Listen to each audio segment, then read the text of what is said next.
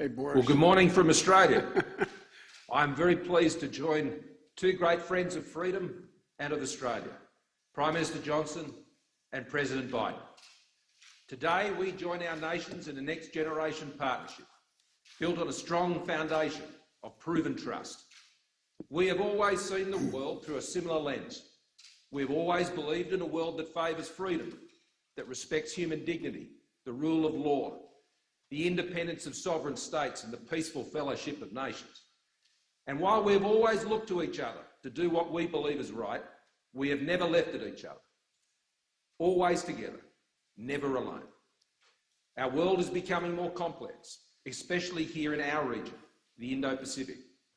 This affects us all. The future of the Indo-Pacific will impact all our futures. To meet these challenges, to help deliver the security and stability our region needs, we must now take our partnership to a new level. A partnership that seeks to engage, not to exclude, to contribute, not take, and to enable and empower, not to control or coerce. And so, friends, AUKUS is born, a new enhanced trilateral security partnership between Australia, the United Kingdom and the United States.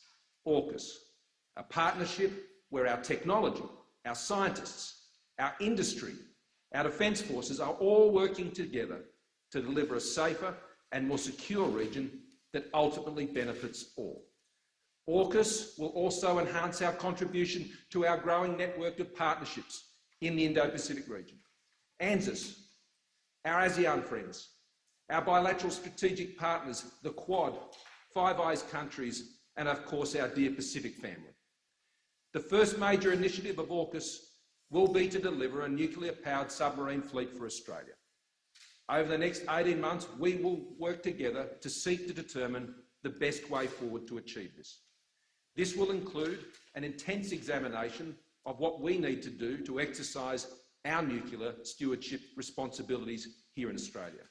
We intend to build these submarines in Adelaide, Australia, in close cooperation with the United Kingdom and the United States. But let me be clear, Australia is not seeking to acquire nuclear weapons or establish a civil nuclear capability. And we will continue to meet all our nuclear non-proliferation obligations. Australia has a long history of defence cooperation with the United States and the United Kingdom. For more than a century, we have stood together for the cause of peace and freedom, motivated by the beliefs we share, sustained by the bonds of friendship we have forged, enabled by the sacrifice of those who have gone before us, and inspired by our shared hope for those who will follow us. And so today, friends, we recommit ourselves to this cause and a new AUKUS vision.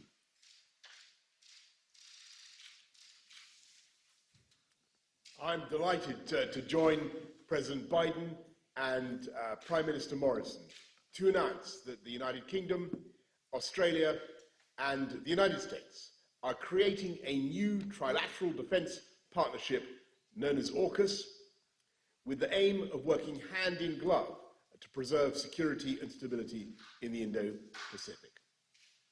We're opening a new chapter in our friendship, and the first task of this partnership will be to help Australia acquire a fleet of nuclear-powered submarines, emphasising, of course, that the submarines in question will be powered by nuclear reactors, not armed with nuclear weapons. And our work will be fully in line with our non-proliferation obligations.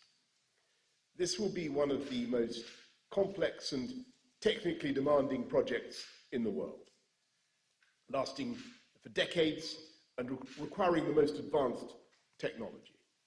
It will draw on the expertise that the UK has acquired over generations, dating back to the launch of the Royal Navy's first nuclear submarine over 60 years ago. And together with the other opportunities from AUKUS, creating hundreds of highly skilled jobs across the United Kingdom, including in Scotland, the north of England and the Midlands, taking forward this government's driving purpose of levelling up across the whole country. We will have a new opportunity to reinforce Britain's place at the leading edge of science and technology strengthening our national expertise, and perhaps most significantly, the UK, Australia, and the US will be joined even more closely together, reflecting the measure of trust between us, the depth of our friendship, and the enduring strength of our shared values of freedom and democracy. Only a handful of countries possess nuclear-powered submarines, and it is a momentous decision for any nation to acquire this formidable capability, and perhaps equally momentous for any other state to come to its aid. But Australia is one of our oldest friends, a kindred nation, and a fellow democracy, and a natural partner in this enterprise.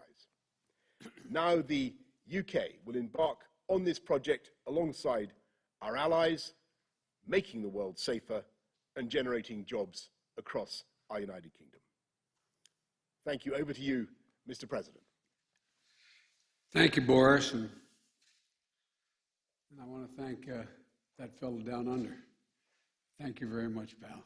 Appreciate it, Mr. Prime Minister.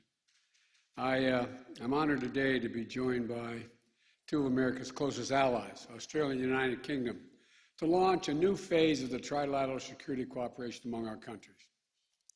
As Prime Minister Morrison and Prime Minister Johnson said, I want to thank you for this partnership, your vision as we embark together on this strategic mission.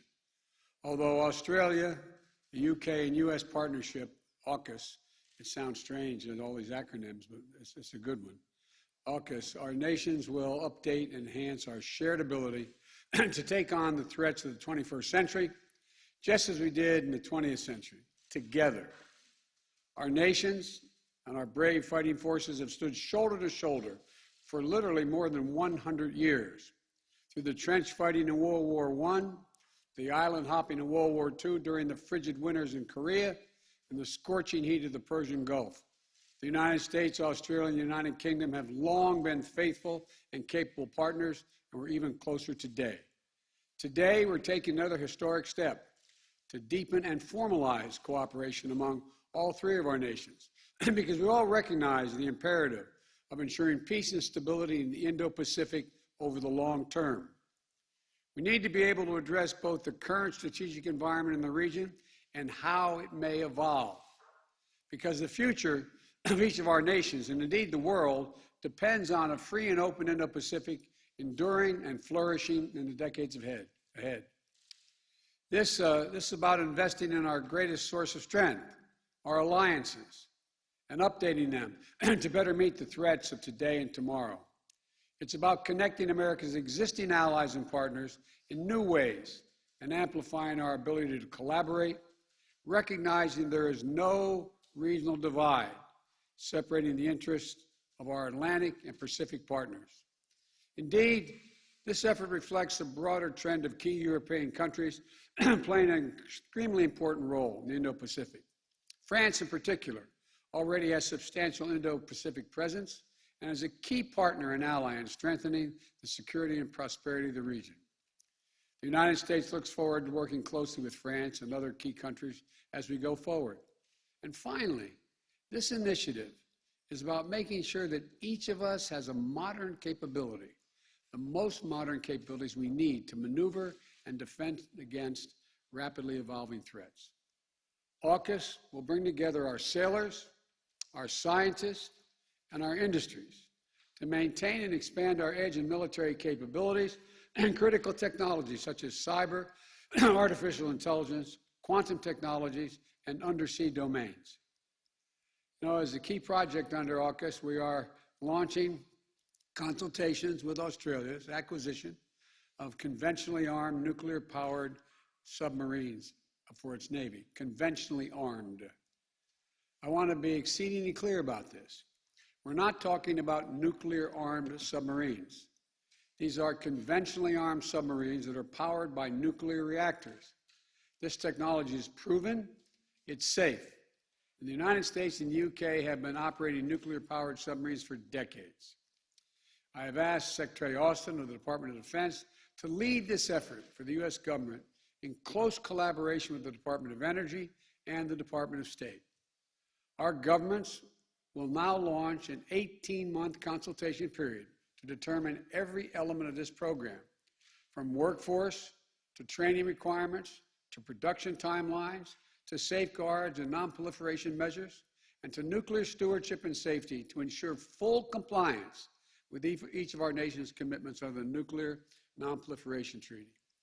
We'll all undertake this effort in a way that reflects the long-standing leadership in global non-proliferation and rigorous verification standards, in partnership and consultation with the International Atomic Energy Agency.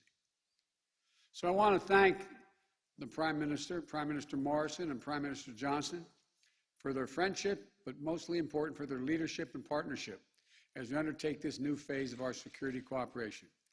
And the United States will also continue to work with ASEAN and the Quad, as was stated earlier, our 5 treaty allies and other close partners in the Indo-Pacific, as well as allies and partners in Europe and around the world to maintain a free and open Indo-Pacific and build a future of peace, opportunity for all the people of the region. We're joined